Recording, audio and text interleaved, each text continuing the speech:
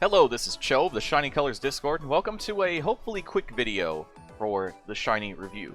Today we're going to be talking about a banner that doesn't necessarily tie to any new card, but it is a banner that is interesting enough for players that it might be tempting to pull on. This banner does end in just a few days when this video goes up, so you don't have too much time to consider whether or not you should pull on this banner. Personally speaking, as we do have a limited banner definitely coming up soon, as well as the first anniversary, which will certainly have limited banners, as well as a limited rerun with an extremely good card, it's not immediately advisable to go all in on this banner. However, the big draws of this banner are the 6 featured support SSRs, a 5% support SSR rate at the cost of sacrificing all PSSRs, and you also get a guaranteed selection ticket at 5 and 10 rolls respectively, which allow you to pick any of the 6 cards you see here. Now, we have talked about Amana in the past, and we'll have a link to that video here, but we'll not be covering her here today, since we already have. So we have 5 cards to talk about today. Let's go ahead and get things started to determine whether or not you should pull for these cards. First, we have Sakura Mochi Master Chiyoko, the hyped permanent support, as we talk about her a lot. Chiyoko is the textbook definition of a solid all-rounder support. She has access to useful masteries, solid damage, a good 4-star appeal, a great passive, and is good not only for fest building, but true ending too. Perfect Mastery allows her to potentially double any stats you would gain from working with Chiyoko, which adds an insane amount of value to the card. You really can't go wrong with this Chiyoko. Her skills are Idol's Bond, which reaches level 10 at level 80. That's a constant across all the cards, so we won't cover it again here. And her unique masteries are Radio Mastery Dance at level 16, and Perfect Mastery, which reaches level 6. The ratio for Perfect Mastery is 1:1, which means you have a 6% chance to double all of your stats, and you'll know when it happens because Chiyoko's cut-in will happen. Radio Mastery Dance is also a great complement to early game building, as you will be building up your mental anyway. So, tacking on some extra dance, and potentially 32 dance per room, is honestly pretty nice. Her TFD idea is also Dance. For her skills, at 1 star she unlocks a constant that we'll see here, but it shifts around in terms of element. A Dance 21% up if you're in the Dance position. This has a 30% chance to activate once. Her gold passive is a Dance 60% up, as well as a 30% up if it's turn 3 or earlier, has a 30% chance to activate once. Her uncap is a 100 to Dance, and at 4 stars, she gains a Dance 4.0 appeal that reduces your defense by 30% for 3 turns. Chiyoko is graded as an S+ or double S-. She's a great card to have for most occasions, be it for building or just doing runs for true eds. Her passive is simple and easy to work with, her appeal is strong, her masteries are always useful. If you're on the fence about getting this card leveled up, don't be.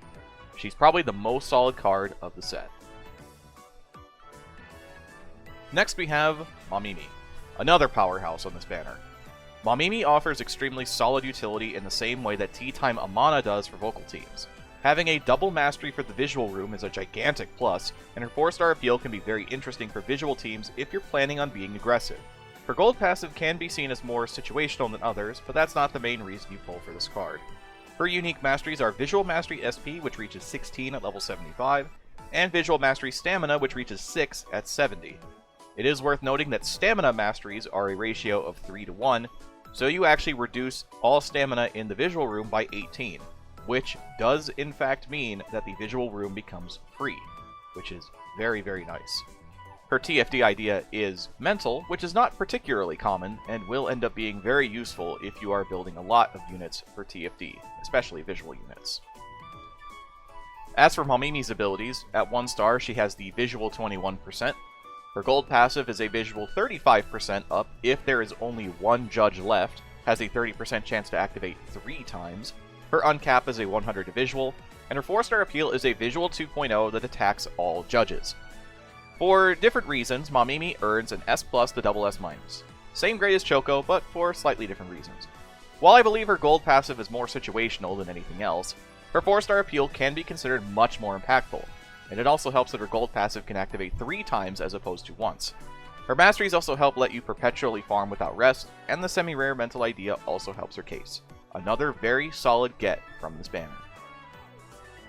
Next we have Natsuha, Nuts Choco Jelly. What's better than 1 visual support with a mental idea? 2! Natsuha takes stat growth with a more slow burn approach, rather than the explosive boost that Choco provides.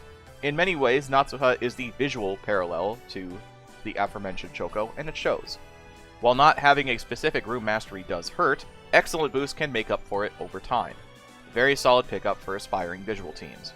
Her unique mastery is Excellent Boost, which reaches rank 16 at level 75, and this is a 2-to-1 ratio, meaning that you have a 32% chance to activate an Excellent more often, which is very, very nice, as I believe it is additive to the normal Excellent rate, as opposed to being an arbitrary 32% increase. So, as soon as this card reaches 50 bond, you'll be seeing Excellence a lot from this card. And as mentioned, her TFD idea is mental, which is another very useful aspect of this card.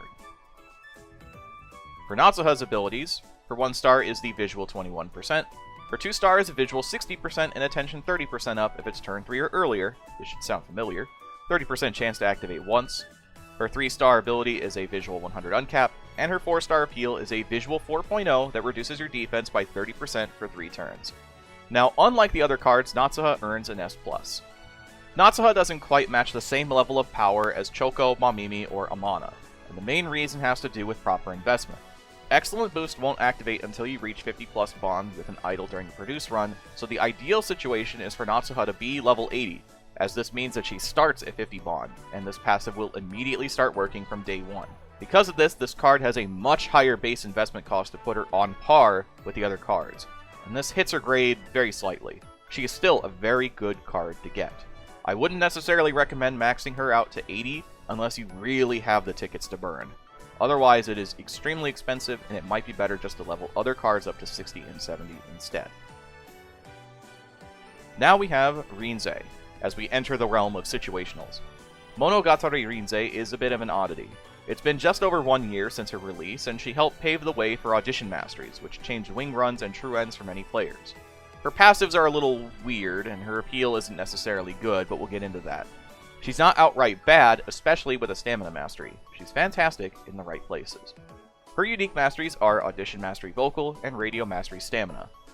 Audition Mastery Vocal is a 1-to-1 ratio, meaning that if you achieve first place in an audition, you will earn an additional plus 16 on top of whatever other stats you would earn. And this does compound with every other audition mastery you have. So the second we start seeing more audition masteries for Vocal, it's all going to add up really quickly. And her TFD idea is Vocal. For her abilities, at 1-star, she gets the Vocal 21% if in the Vocal position. Her 2-star passive is a memory gauge boost of 5% if your star count is 24 or higher, 30% chance to activate once. Her 3-star uncap is a Vocal plus 100, and her 4-star appeal is a Vocal 2.5 that increases your memory gauge by 5%. Greenzo hovers somewhere between an A- and an A. I was actually almost tempted to give her a B+, but I think she's a little better than that. Her gold passive is a little rough to work with, as it requires you to have already taken out at least one judge. By that time, the 5% meter gain doesn't mean too much, and ends up feeling like a waste. Her appeal also isn't particularly interesting either. All of her power comes from radio stamina and vocal audition mastery, and how much that really adds up over time when you consider true end runs. She's not the most immediate grab from the banner, but if you happen to get her, it's a very nice inclusion for your team. And lastly, we have Hiyori, who's probably the most situational of the bunch. Hiyori's permanent card, prior to Lim Hiyori, was fairly popular for its turn 1 potential due to her gold passive, as well as her 1-star passive for that matter. Now she's not as common for Grade Fest, but her appeal has turned her into a coveted card for Collabofest. If Collabofest came around more often, this card will probably see a lot more use, but otherwise she feels like a normal card with a periodic time to truly shine. The hardest card to recommend pulling for, but still very solid. Her unique mastery is Dance Mastery Dance, which reaches plus 14, and she also happens to have stamina support, which cuts all stamina costs in half whenever it activates, and her TFD idea is Visual. For Hiyori's abilities, she has a unique Dance 21% up if your team includes Hiyori, 30% chance to activate once. Her gold passive is a Dance 30% up that also buffs your vocal and visual by 10%, but you have to be in first place. This has a 20% chance to activate once. Her uncap is a 100 to dance, and her 4-star appeal is a slow Dance 3.5 that increases the judge's interest by 15% for 5 turns. Hiyori earns somewhere between an A- and an S+. Having a solid dance mastery helps make her be a bit more interesting. Her turn 1 potential is still solid for rainbow teams, especially for Illumination stars, and her appeal is extremely good for Collabofest, where speed doesn't matter and interest up is a godsend.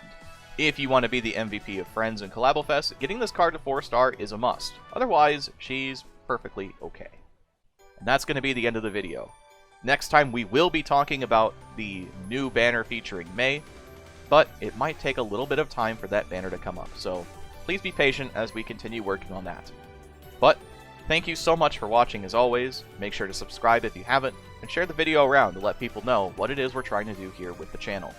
So, till next time, I've been Cho, thanks for watching, and have a wonderful rest of your day.